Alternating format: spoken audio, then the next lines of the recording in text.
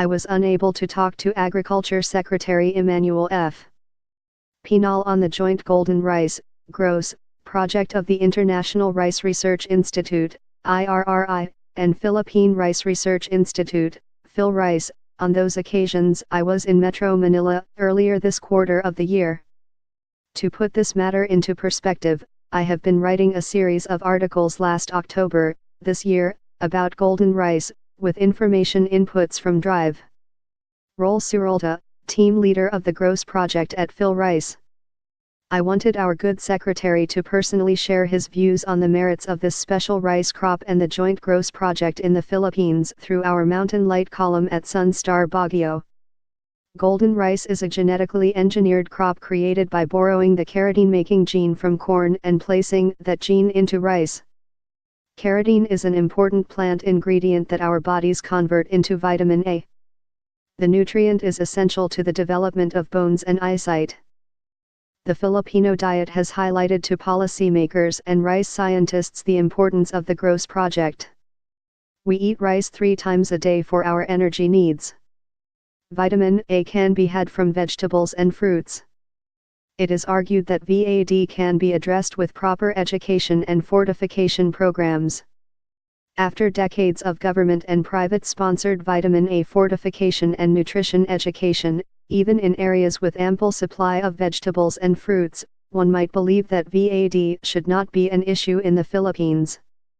However, research studies show otherwise.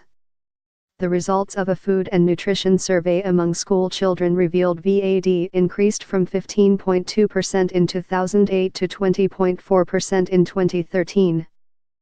These figures translate to about 2.1 million Filipino kids who are at very high risk of becoming blind or even dying due to preventable infections.